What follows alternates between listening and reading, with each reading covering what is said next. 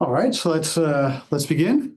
So today we're excited to have Kristina Kislyakova, who's an exoplanetary scientist at the University of Vienna. Kristina got her PhD in 2014 at the University of Graz in Austria. She then moved to the University of Vienna in 2017, where she became permanent staff in 2020. And she received an ERC consolidated grant in 2023. She's an expert in exoplanetology, and she will give us an overview of the field and her work today. So, thank you very much. Thank you, Nate, first of all, for the introduction and for the invitation to come. I am delighted to be here and to talk to you today. So I do indeed work on exoplanets, and I know that here at the moment at the IPC, you do not have an exoplanetary group. So that's why I will first introduce you a little bit into the topic. And I talk a little bit what I have been doing in the course of my career. And then I move towards what my current group is doing and what we are dealing with at the University of Vienna. And what are we studying and what are we hoping to do in the future. So the main research question that I'm interested in is how to observe habitable exoplanets. And what is a habitable exoplanet from an astrophysical perspective? So of course you can guess from our own solar system that a habitable exoplanet is probably an exoplanet where it's just warm enough, but not too warm to host liquid water. So in our solar system, we have exactly one example, strictly speaking, which is the Earth. And you can see it here in the left picture. But on the other hand, we have also other planets that are very interesting. So we have Mars here to the left, and we have Venus. And especially Venus is quite similar to the Earth. But Venus did not end up as a habitable planet. Sorry, it's not an exoplanet. And Mars also did not. And it is very interesting to think what has happened to them and to study that, to understand when we looked at all these thousands of exoplanets discovered today, what can we expect from these planets? What are these dots that we see as some transit in the transit light curves? So are they the pale blue dots like the Earth, or are they maybe yellow dots like Venus?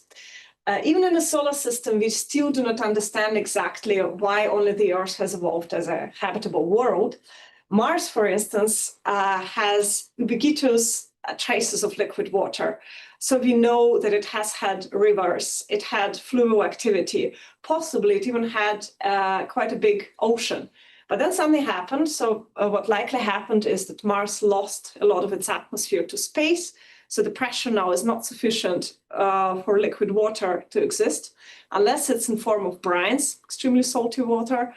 And then, of course, you don't have a habitable environment like the one we have on the Earth.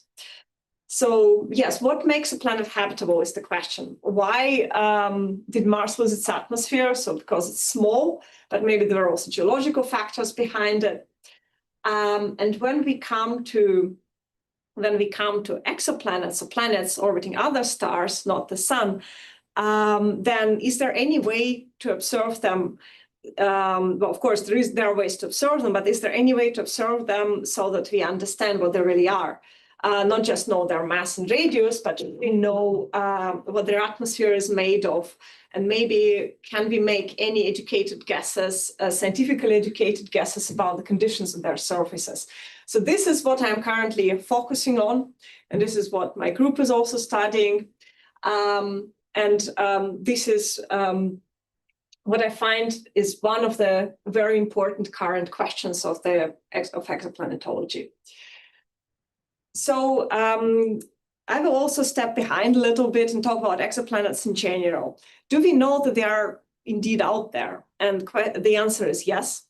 This plot here shows distribution of currently known exoplanets, or actually many more since then. So this is the y-axis shows the planetary mass. or minimum mass, because sometimes we don't know the maximum mass. This is in the Earth's masses. So you can see that some of these planets are quite massive. And this is the orbital period in days. So you can see the solar system planets marked here. And when you look at this plot, you can immediately recognize that there are several big groups of exoplanets. They are not spread out equally on this plot. And the second thing that you immediately notice is also the seeming lack or absence of planets in this right lower corner. It doesn't mean that there are really no planets with small masses orbiting relatively far away from their host stars. It just means that they are extremely difficult to discover. Because we discover exoplanets usually not directly. There are direct imaging cases, but they are an exception. Usually we discover an exoplanet by observing its host star. So the most common method is the transit method, where you observe really many stars for a long time, and you search for periodic dips in their brightness. And this periodic brightness dips happen with the correspond to the occultations of the star by their planet, or planets if there are multiple ones. And you can imagine, so the ratio between the radius of a planet and a star is such that these dips are quite small. So for giant planets, it's maybe a couple percent at most. And for terrestrial planets, it's much less than 1%. So you need really high quality observations, ideally inactive stars, because if a star has some activity, then it will make the planetary signal indiscoverable. And ideally, you have to have a small star so that the planet, in contrast to a small star, seems rather big. So that's why it is easier to discover planets orbiting M dwarfs, because they are smaller. They're also very common in the universe. And they tend to have very compact systems where planets orbit close to them. And you can have a signal, for instance, every 11 days your planet orbits, or every several days. While for the solar system, well, you can imagine you need to observe the Earth for 3 years to get free transits. So naturally, it's much easier to discover planets orbiting small stars if they are not very active. And on the other hand, it is also much easier to discover large planets because they block a larger part of their star's light, so they are easier to observe. And it is true also for the other discovery methods, such as radio velocity. So radio velocity is when you observe the motion of the star caused by the planet. And you can observe also Doppler changes of the spectrum of the star caused by the planet. And again, so a planet like Jupiter, and especially a hot Jupiter that is very close to its host star, obviously can shift its star much more efficiently. It has much larger gravity than an Earth-like planet. So naturally, these planets are the easiest to discover. And the first exoplanet that was ever discovered was indeed such a hot Jupiter, 51 Pegasi b. And this is what then led to a Nobel Prize for the first exoplanetary discovery. And it was a complete surprise, because before we observed any exoplanets, we imagined that something like the solar system architecture is the most common, that you have terrestrial planets close to the star, and then gas giants far away from the star. And probably these gas giants, it was expected that they should be evaporating close to the star, right? And the first exoplanet discovered was well within the orbit of Mercury, and orbiting its star within days. So there were many surprises in the exoplanetary field from the beginning, and they still keep happening. So what are the groups of exoplanets and what I have been doing in my career? So I have started, and I clicked on it. Yes, so in the beginning of my career, I did work with hot Jupiter. So these are the planets on this part of the diagram. They're orbiting very close to their host star. They're big gaseous giants. And what I have been doing was analyzing Lyman alpha observations of these exoplanets, and I estimated their magnetic fields based on their Lyman alpha signals. So gaseous planets are provide very good Lyman alpha observations because they contain lots of hydrogen. So Lyman alpha is a very good line to observe them in. Then I switched to super Earths. So a super Earth doesn't mean that it's more of a paradise than the Earth is. It just means that it's bigger.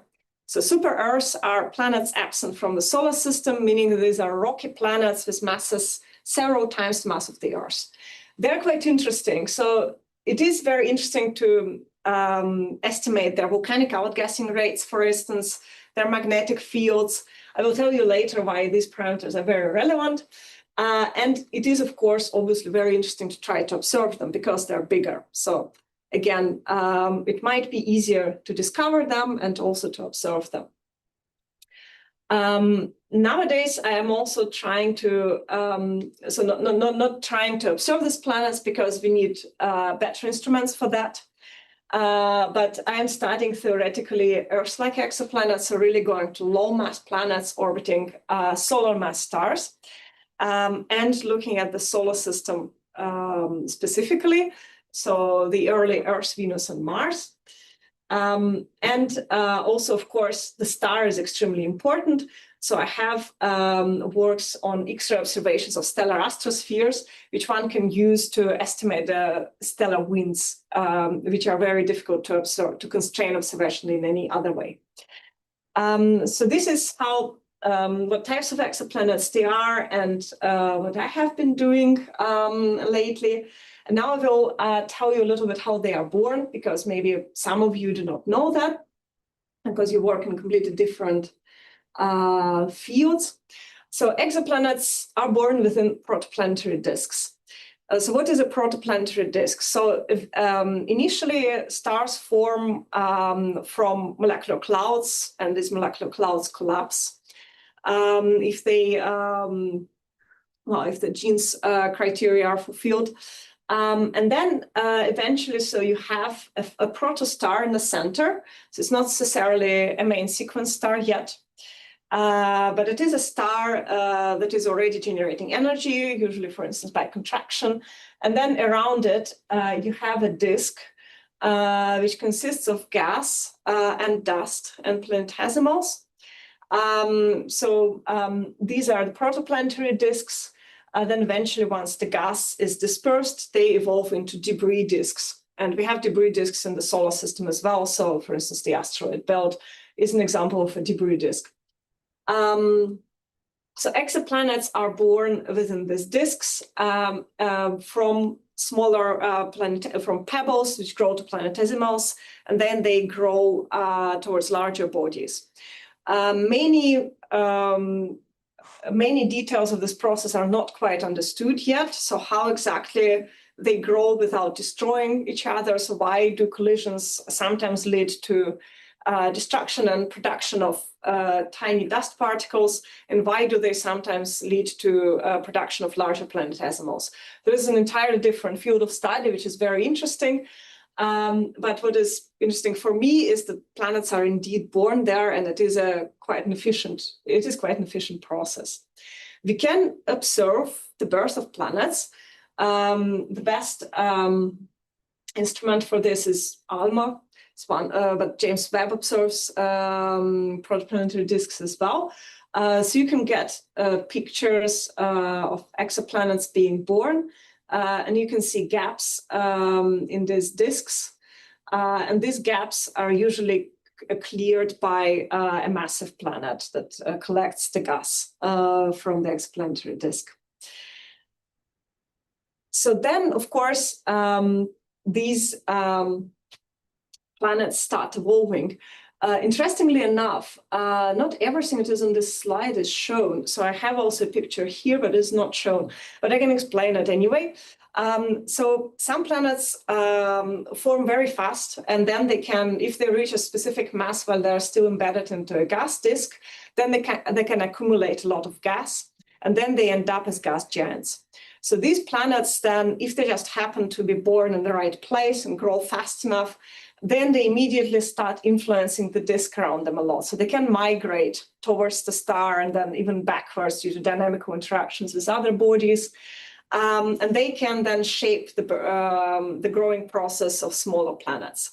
And all the planets, the terrestrial planets and large planets, are influenced a lot by their host stars. So the stars are also evolving. So they are born usually much more active. So young stars, on average, rotate much faster than older stars. Then some of them decelerate faster.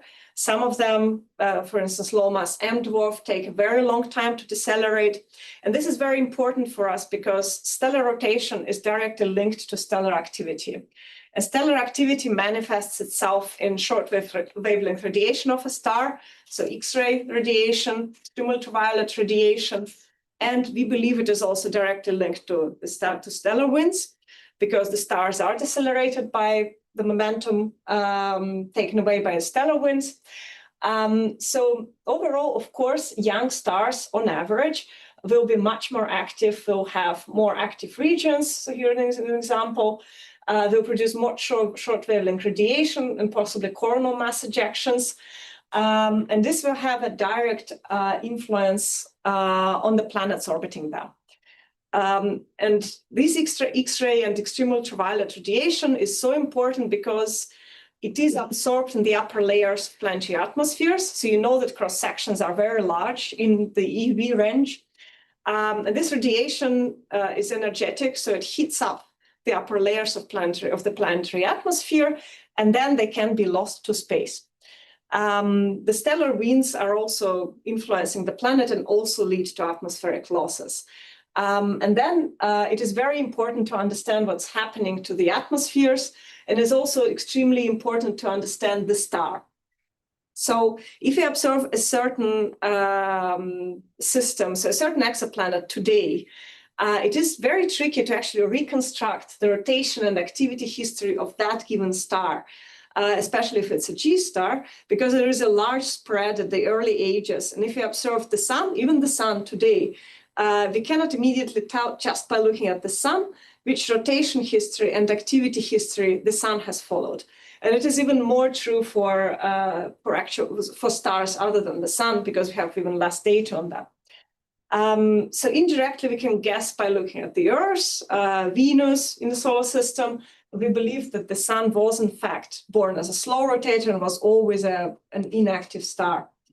But exoplanets, of course, can happen to orbit any type of star. So maybe the star was a fast rotator in the past, and then we need to look at the atmosphere and see if a planet has any, and then we can reconstruct the history of a planet together with the history of the star.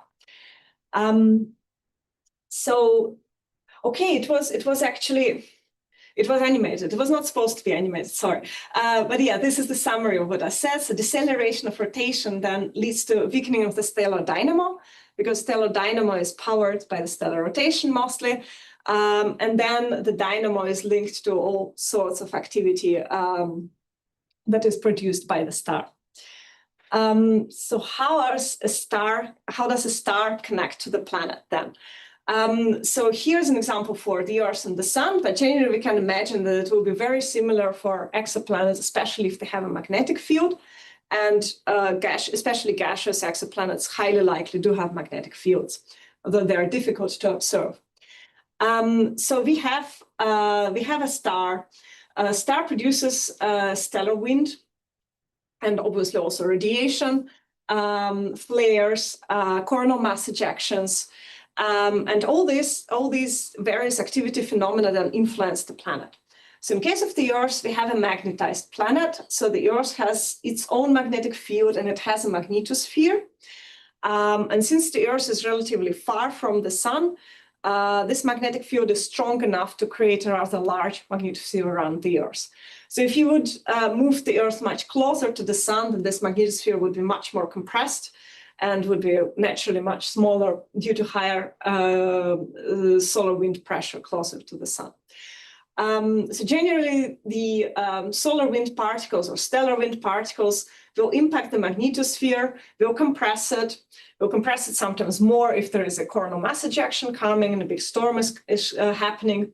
In the polar areas, these particles can penetrate the magnetosphere, can interact with the atmosphere directly, create various phenomena such as the auroral ovals. And now we can even observe it for gaseous planets. So we do observe this phenomenon for exoplanets. If you have a non-magnetized planet such as Venus, then there is no intrinsic magnetosphere. There's only an induced magnetosphere, because solar wind and radiation will create an ionized layer in the upper atmosphere, the ionosphere, and there will be currents generated there, and they will create a much smaller induced magnetosphere.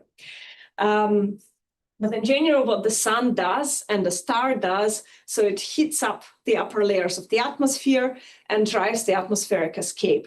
And the same is generally true for solar wind. So it also influences the planet in a way that leads to losses of planetary atmosphere. So these losses are very ubiquitous. So there are multiple processes in which a planetary atmosphere may be lost. So this, we can call it confusogram, is a very, I think it's a good attempt to summarize them all, but it still ended up as a confusogram because of how many they are. So they are different depending on the planet you have. If the planet is magnetized, then you can see that such processes as ionospheric outflows, charge exchange, trapped ions are relevant. So as soon as you have a magnetosphere, as soon as you start looking at the process in the poles of the Earth's polar areas, and it gets very complicated. But you have to study it because that's exactly how the atmospheres are lost in case of the Earth, for instance. Of course, you have stellar EUV flux, so extreme ultraviolet and X-ray flux. So first of all, it leads to direct losses of a planetary atmosphere because it heats it up. And then you can have stronger Jeans escape. So this is called thermal escape, so thermal Jeans escape, for instance. This is an escape process where you have a Maxwellian distribution of speeds in a gas. And then the particles with very high speeds, because you always have some, then they will escape the planet's gravity and they will fly to space and they will be lost.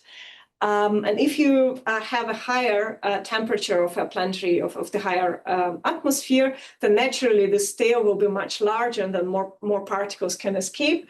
This is directly linked with the short wavelength radiation and the activity level of your star.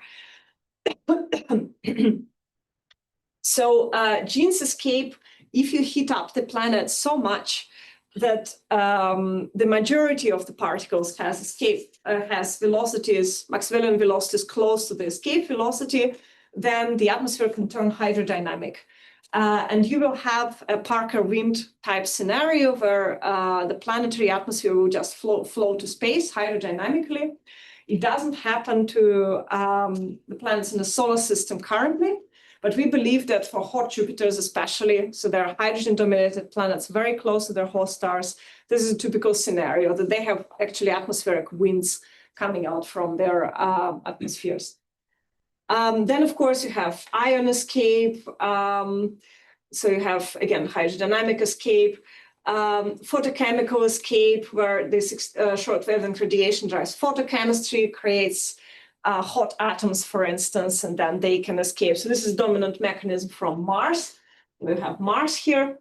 Then there are non-thermal losses, so pickup and sputtering. So where solar wind, in case of Venus, for instance, picks up ionized particles from the upper atmosphere of Venus, and then they go away with the solar wind. The same can happen for exoplanets. And there is also charge exchange, where solar wind particles, protons, for instance, take an electron away of a neutral atmospheric particle. And then you get an ion. First of all, it can be then picked up and lost, and you end up with an energetic neutral atom. These energetic neutral atoms, for large exoplanets, you can even observe in the Lyman alpha line. So you can see there are many of these escape processes. They are very often quite efficient. And then if we discover an exoplanet, so what we should do ideally is, first of all, try to observe its atmosphere. If we are lucky, then we realize that, yes, indeed, there is an atmosphere, and then we can estimate. If not, then we can try to calculate the escape rates. the outgassing rates from within, because these planets are also have replenished atmospheres, and then can try to understand the planet. So I have been doing it for hot Jupiters initially. So here you can see some artist impression. So hot Jupiters, as I said, are usually hydrodynamic planets in a hydrodynamic regime. So they are constantly losing gas. They're just so massive that it takes a very long time for them to lose their atmospheres.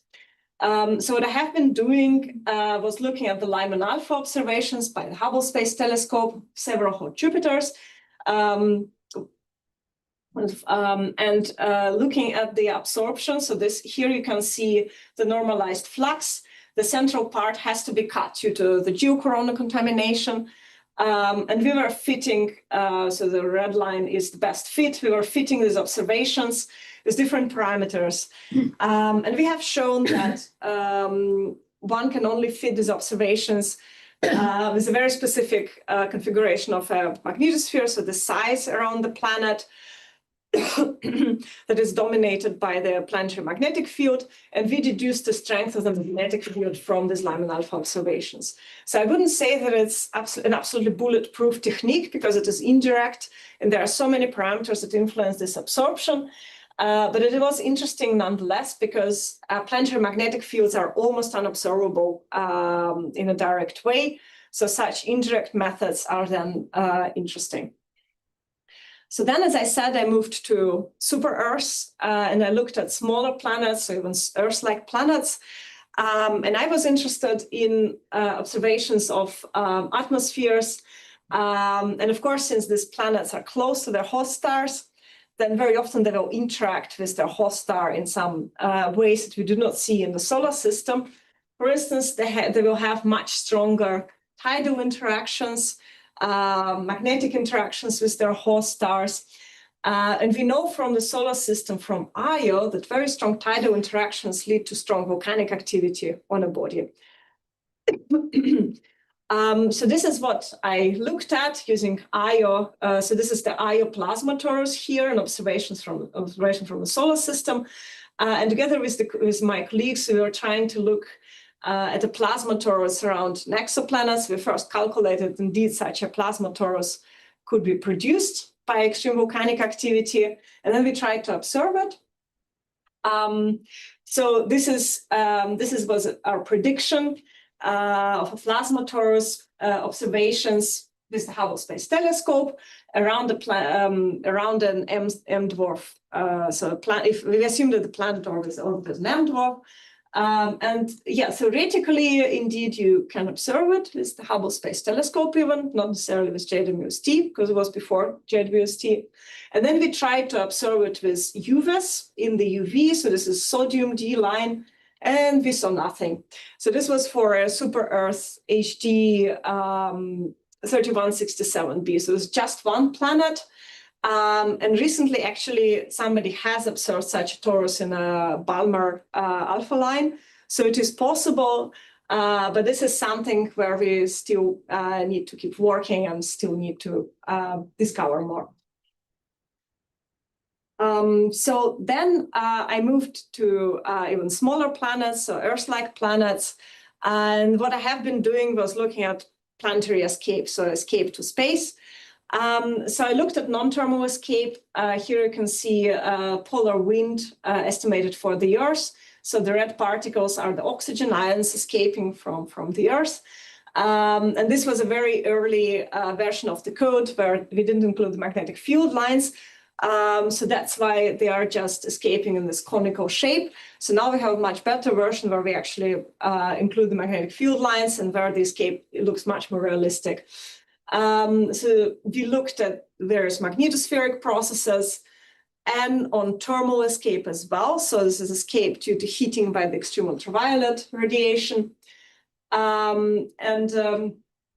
Here we estimated the lower limits of CO2 that you need to protect the Earth's atmosphere from escape. So CO2 is a very interesting gas, and greenhouse gases in general are. They keep the surface warm, but they keep the upper atmosphere cold, surprisingly, because they have this strong absorption in the infrared band. This radiation then escapes to space and cools the upper atmosphere.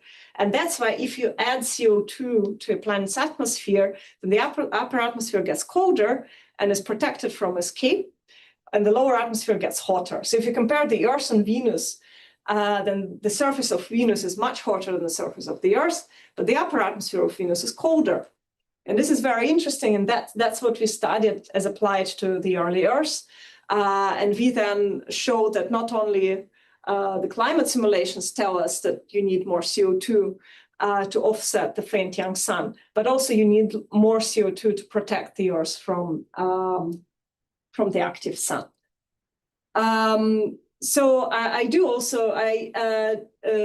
reproduce observations for the JWST. So you can see that there are no error bars here, because as soon as you plot the error bars for terrestrial planets on JWST potential observation, it gets very depressing.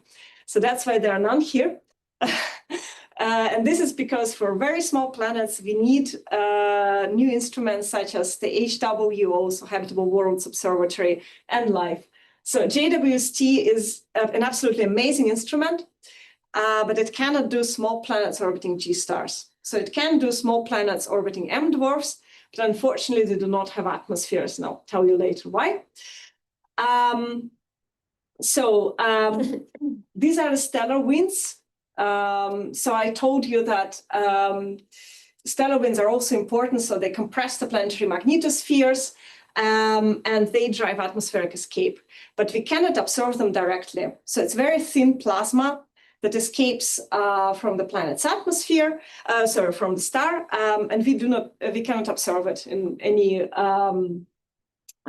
direct way. Well, there are attempts at radio observations, but they usually yield upper limits for stellar winds. So what we did here, we looked at absorption, interaction, and charge exchange in the astrosphere around the star, and then they detected X-ray signal due to charge exchange from these astrospheres, and reconstructed stellar winds based on that. You can see that, yes, for more active stars, so this is X-ray flux, and this is mass loss rate relative to the solar one. So you can see that more active stars generally have stronger mass loss rates, as long as the X-ray flux is not too high. So it's still a question what happens in this very strong strongly active star. So this is something that we keep looking at. So this was what I have been doing previously in my career, and I will tell you a little bit what my group is doing currently. So we focus on the early solar system currently because this is something that is covered by my ERC grant and is also quite interesting. So in the solar system, we have 3 terrestrial planets, Mars, Venus, and Earth, and they are all today very different. So we have 2 deserts, Mars and Venus, with CO2-dominated atmospheres. One is very cold, one is very hot. And then we have the only habitable exoplanet, the Earth. But we believe that all 3 of these planets have captured a thin hydrogen envelope while they were still in the disk, in the protoplanetary disk. So it is possible that they all were born looking something like this. And then they started evolving. So we believe that the early Mars possibly has had oceans. It for sure had some liquid water activity, as we can see it on the map. It is possible that the early Venus also had an early habitable scenario when the sun was much dimmer. But then, of course, the sun got hotter in the course of its evolution. So now Venus is, of course, not habitable. And the early Earth the very early Earth was quite an inhospitable place, the early Hadean Earth. But then eventually it developed plate tectonics and it developed the nitrogen-dominated atmosphere, which we think are quite rare. And then it ended up the only habitable planet in the solar system. So this is what we are studying with my group, and we are trying to connect it to to exoplanets as well. So these are all different effects that can influence the planet, can determine if it gets habitable or not. So we cannot cover all of it. So we do not do the possible initial primordial envelopes. We rely on our colleagues' results from the University of Vienna and beyond. So we focus on the exosphere as magnetic field escape, then thermal escape due to Jeans escape, for instance, or hydrodynamic escape, and volcanic outgassing. So we do interior studies as well. And then naturally we end up with evolving atmospheric composition. So this is what we are looking at. And one of my postdocs is also looking at connecting it to observations. So since these are small planets, they're currently not observable with the James Webb Space Telescope, but we are working for the future and we are preparing potential observable signatures for the Habitable Worlds Observatory. So we focus on this currently as my group. And this is the group. So I have two postdocs. So Evelyn works exactly on what I said. So she generates spectra based on different atmospheric compositions. Gwenaël looks at thermal escape of these planets. Anuja and Luis are PhD students. Anuja looks at non-thermal escape, so magnetospheric processes, and Luis calculates magnetic field, so he does interior studies and calculates how the magnetic fields are generated and how the volcanic outgassing shapes the planets. So generally, Luis and Evelyn are trying to produce something observable together, and Gwenaël and Anuja are telling them, no, actually, it's all get lost to space. So they have this competing mechanisms and forces we are studying. But you need to consider it all if you want to actually understand what happens to a planet. And we always include undergraduate students in our groups. So currently they're free, but it varies because students, of course, come and go. Then I'll go briefly through what every one of them is doing. So we were talking mostly about atmospheric processes, but Luis is doing simulations of interiors. So here we can see simulation of convection within the mantle. And depending on your initial conditions, these convecting motions can be stronger or weaker. He also simulates convection and in the core and core solidification processes like that. And then so the tectonic regime and the convection in the mantle will determine how much is outcast, what is the volcanic activity on the planet. And the process in the core will tell you what the magnetic field of the planet is like. It's very difficult, so it's not straightforward. But what Luis has been able to do recently was to reproduce the magnetic field of the Earth, so the evolution of it. So here you can see time in millions of years. So we are sitting here. We have quite a few measurements for the Earth's magnetic field. So they are shown with these black dots. The line shows the recent field. And he has reproduced the evolution of the Earth's magnetic field based on the reconstructed heat flux between the Earth's core and the mantle. And you can see that initially this magnetic field was likely stronger because the heat flux was stronger, and then it declined and went down. So this is quite complicated because there is also inner core formation. So when it starts solidifying, so he's currently looking into that. So maybe this picture will get even more complicated.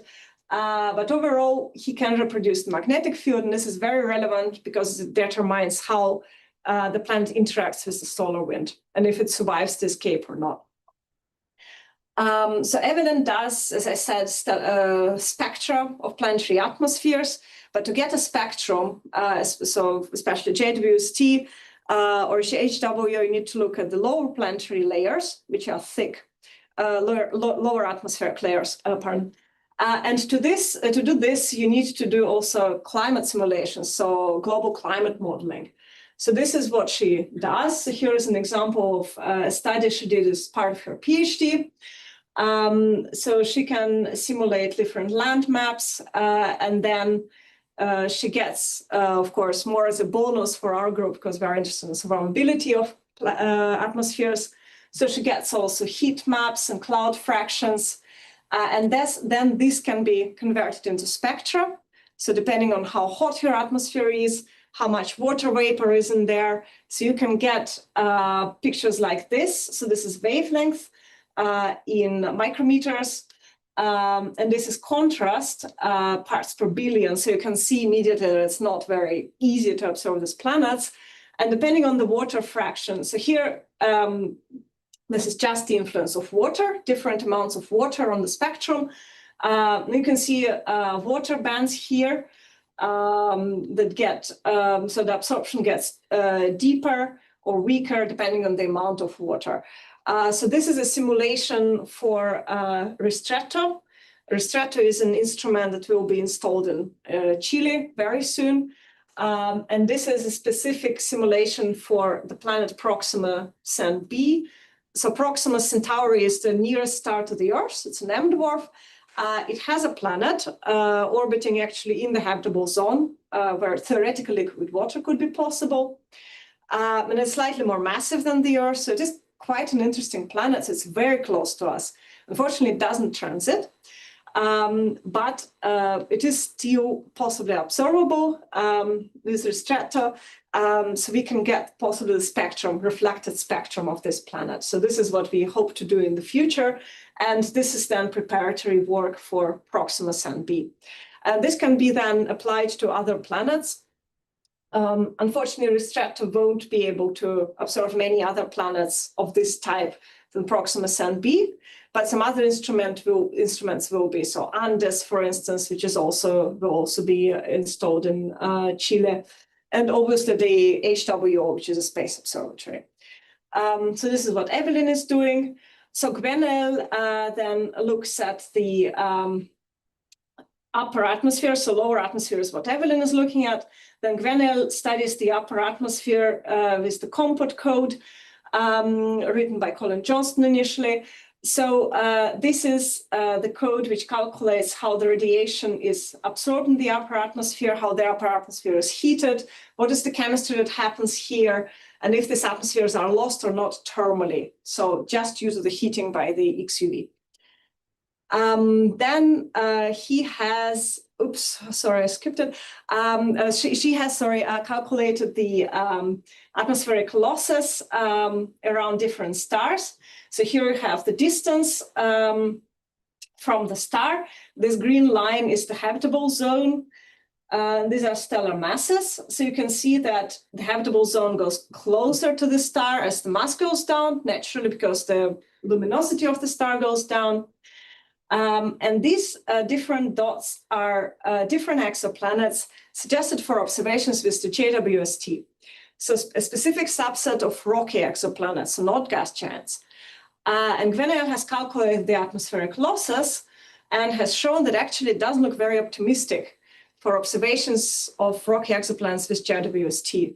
So the stars are quite active, and for these planets that are close and have low masses, then these losses are so strong that we shouldn't expect many atmospheres, unfortunately, observable with the JWST, unless there is something unexpected going on, such as increased outgassing, or maybe there are some cooling factors of the atmosphere that we still have to take into account. But the status right now is that the losses are actually quite high for planets outside of the solar system, because we naturally are trying to look at closer planets because they're easier to observe. As if this wasn't enough, we also look at non-thermal losses due to interaction with the solar wind. And this is what Anuja is doing. And unsurprisingly, these losses can also be quite strong. So what Anuja is doing, she is looking at, so she's using particle simulations, because in the magnetospheres, the hydrodynamic approach sometimes should not be used because the medium is so rarefied. So we look at we use particle codes to study it. So she first of all estimates the production of ions of various kinds due to interaction with the solar wind or stellar wind, but solar wind, for instance, this is a case for the Earth. So you can see there are various ionized particles, N+, O+, or carbon, of course, gets ionized as well. So she gets general production rates with one model, and then she uses the code that we are currently about to publish. We are developing it which is quite an improvement for this previous version, where you can actually see more realistic particle trajectories, where particles are escaping through the poles. And you can see individual trajectories, and you can see how many of them are actually lost if you have a magnetized planet. So not all of them are lost. So not all ions, obviously, otherwise the Earth would be losing its atmosphere at a much more alarming rate than it does now. So then the idea is that we combine all this knowledge from different people and then can reconstruct this dynamic habitability picture. So habitability in the astrophysical sense, of course. So we do not do origin of life studies, and we cannot tell, of course, if anyone indeed lives on a planet or how early the Earth was habitable. We also cannot tell that. So it's only astrophysical habitability. Is it potentially, is there an atmosphere, and could there be liquid water? We can't even tell if there is indeed liquid water, but I think this is also an important part of the puzzle, and this is what we are focusing on with our group. So this brings me to my final slide. So we are on the brink of observing atmospheres similar to the planet, so to the Earth-like atmosphere, but on the brink, astrophysically speaking. So we have now seen the JWST observing gas giants and getting amazing spectra for these planets. We have seen JWST again observing low-mass planets orbiting M dwarfs. Unfortunately, this yielded non-discoveries for now, so non-detections. But we are really on the brink. So instruments such as the Habitable Worlds Observatory should be able to do that. And that's what we would like, of course, to do in future. And it is, of course, already absolutely clear that exoplanets are very common in the universe. So there are statistical studies that tell a planet, there is on average one planet per star, and possibly more. So you can imagine how many stars are in our galaxy alone and in the universe. And if you imagine that they have multiple planets, then there are billions and more of exoplanets. And then it means that quite a few of them will be Earth-like, and it makes studying them even more interesting. Of course, not all of these planets will ever be observable because we need close-in planets and under very good conditions for us to observe. But still, it gives us hope that indeed some of the Earth-like planets will be observable within the next 20, 30 years. And this is what we are hoping for, and this is what we are working for. Thank you for your attention, and please ask me if you have any questions. Thank you.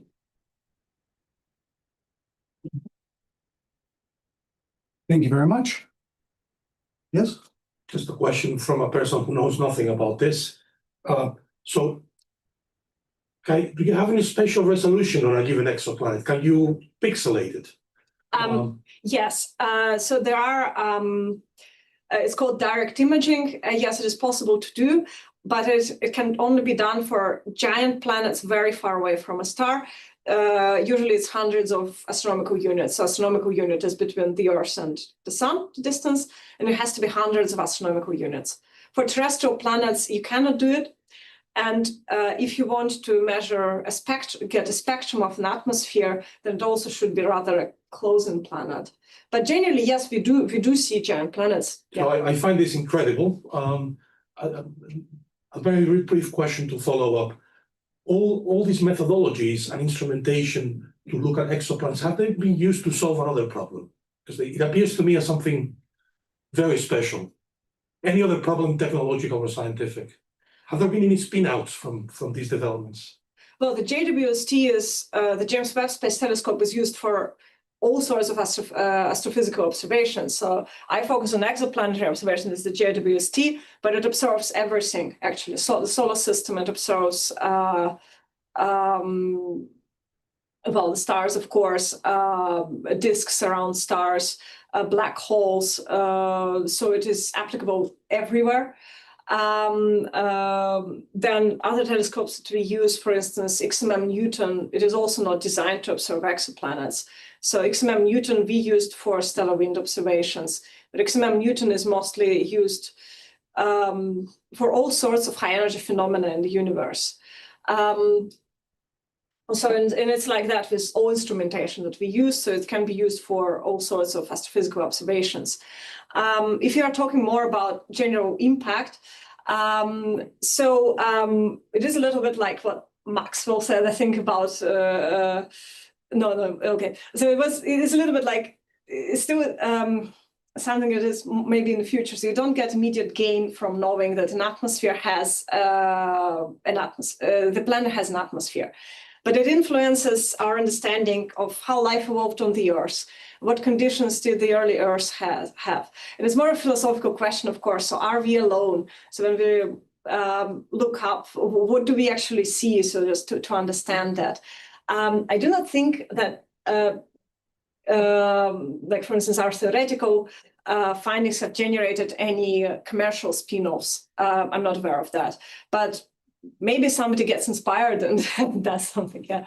And we are, of course, directly connected to chemistry, for instance. We depend on cross-sections so much, so chemical reactions. And then there is a big exchange between laboratories and ourselves. So also process in the interior. So we need to know, for instance, electrical conductivity profiles of matter under high pressure. And then you need to talk to laboratories.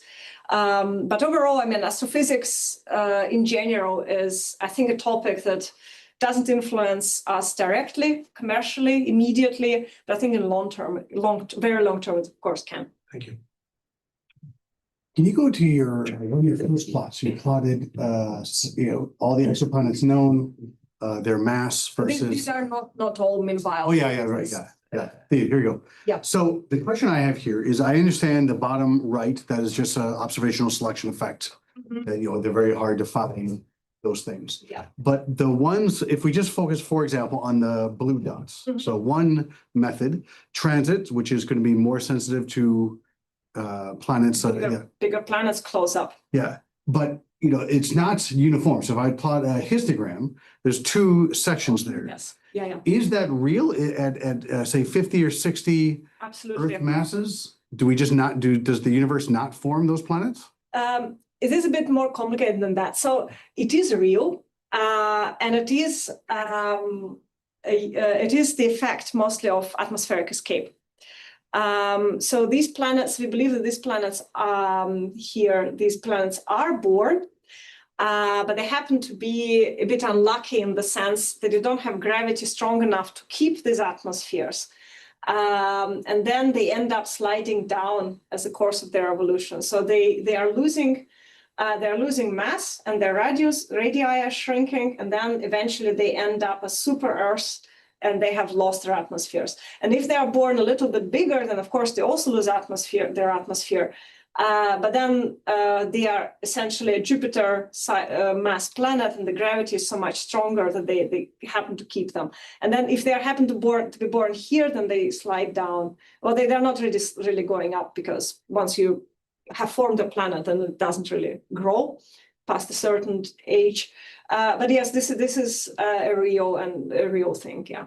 And then similarly, if I just now take constant mass at 1,000 Earth masses, there's also bimodal, and I don't see why a radial velocity would not be sensitive to a massive planet and a 10-day orbit, for example. This is, I think this is, it comes from planetary migration. So this is because actually all these hot Jupiters are not, we believe they're not formed close to the star, because there is not enough material there. So they are probably all formed somewhere here, but then they migrate. And I think very often once they start migrating, they stop actually quite close to the star. And yeah, there are some planets here, but I think this is the effect of the migration. So again, the formation. And eventually, once all the gas is gone and all the dynamical interactions stops, then the planetary systems are sort of solidified in their architecture. But early on, it all evolves. And some planets are actually thrown out of the system during the formation due to dynamical interactions. And they probably form the rogue planets population, which I haven't talked about because I don't know much about them. But they probably also exist and are quite common as well. And then finally, from me anyway, you mentioned that we can detect aurora on other exoplanets. Yeah, I think. How is that measured? I think this is something really that I should ask a colleague of mine. I think this can be done on large planets with the James Webb Space Telescope, and it's a little bit indirect. But this is something I need to look up because I listened to her talk recently, but I don't have the details now. That's really cool. Yeah. Any other questions? Yeah. Quickly, at some point you mentioned that maybe, Mars, and it's a reasonable assumption that Mars and Venus also had an atmosphere trapping. What was that? You said like they were all trapping. Was it hydrogen or? Yes. What is this? I was sort of wondering what's the expectation that somehow, I mean, how is the element itself? So it's expected that it's present in the protostellar disk. Yeah. And so all the planets, somehow it's uniform. So if this element is uniformly distributed, eventually all the planets would capture. Well, it's all dominated by hydrogen and helium. Well, the gas giants are still dominated by hydrogen and helium. The difference between gas giants and terrestrial planets is that their cores grow faster. And the cores in this case, I understand, so heavy elements or some rocky cores, and then they end up in it's called a runaway accretion when they accumulate more and more hydrogen. And terrestrial planets, so they grow close to the star, and they grow. So there isn't so much gas around. So for the Earth, so my colleague Helmut Lammer has worked on that a lot. So the Earth probably grew around, I think around, if I remember correctly, 60 to 80% of its final mass while still within this gaseous disk. And the lifetime of a disk around the sun was, I think, 4 million years estimated to be. And then it accumulated maybe, I'm trying to remember the number, but something like 0.5% of its mass in hydrogen, which is not much. But you can see it in the isotope ratios on the Earth. And then you can try to figure out what the escape processes were so early on. Yeah, but so it's just very puffy. That's why, so there's a tiny bit of hydrogen and the radius increases by much. But if it's very little, then it can be lost. Well, Mars is less massive, so Mars probably had very, very little. Yeah. Mars was unlucky because Jupiter doesn't let it grow as we believe. Yeah. I'm not working in this field, so my question is more a curiosity. But at the beginning of your talk, you mentioned that all the planets form from a disk of dust and rocks. Mm-hmm. I wonder why a disk and not a sphere of dust and rocks.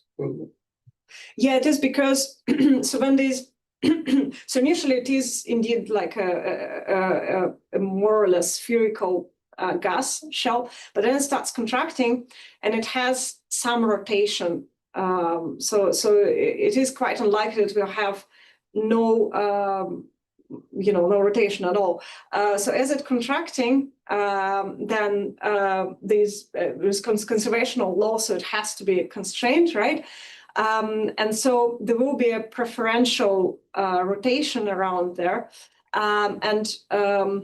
So preferential plane with the rotation, and then the other velocities and speeds, they will be eventually damped due to collisions, and then it will flatten and form sort of a flat disk. Well, it's not quite flat, I mean, it gets a bit wider as you go further from the star, but overall it will just flatten.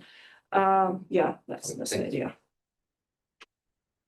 Yeah, my question is the plot that you show the mass and the orbital period, and you mentioned that there is fewer detection for planets similar to the planets of the solar system due to the techniques of detection. If I understand correctly, that region will be much more populated if we have more measurements of microlensing. Or not? So it's a bit difficult. So first of all, you need to observe them for so long because transits are so few and far between. But then there is also stellar activity. So at some point, the stellar activity is the limit as well, unfortunately. So for instance, with a radio velocity, so you need to detect an Earth signal of, I think, 1 centimeter per second precision. And the sun generates jitter of like 10 centimeters per second. And then you somehow need techniques to find this very weak signal. I think you can do it with micro lensing, but again, it is a very small lens then as well. So it's just difficult. So I think the best instrument for this is indeed Plato, which is designed for that. So it is a transit observatory. So transits are good in the sense that this is a mass detection method. So you immediately get many planets. And Plato will focus on solar-like stars, will observe it for long times. And of course, again, so the problem is stellar activity is a big problem for planetary detection and observations. So likely we will know more about planets orbiting inactive stars. Yeah. For natural reasons, but I think it will be populated. And in the case of transit techniques, do you think that surveys like LST with the strategy of serving some cadence with some frequency, the same part of the sky could be useful for that, or the period are too frequent and required? Well, yes, I mean, you need to observe a large part of the sky. So for instance, one of the, so the mission TESS was observing the whole sky. And TESS was actually, so TESS was very nice. Problem with TESS was that, so it couldn't observe the whole sky for the full duration of the mission. So it observed the polar, so it had multiple cameras, observed the polar areas for longer and rotated the other cameras and covered the other segments for shorter. And that's why, shorter periods, that's why TESS discovered many short period planets, but long period planets are by definition difficult. So you can see them, if they're very long period, you can see them with direct imaging. But then again, you miss planets in the middle. So yeah, but overall, yeah, you need big surveys. Yeah.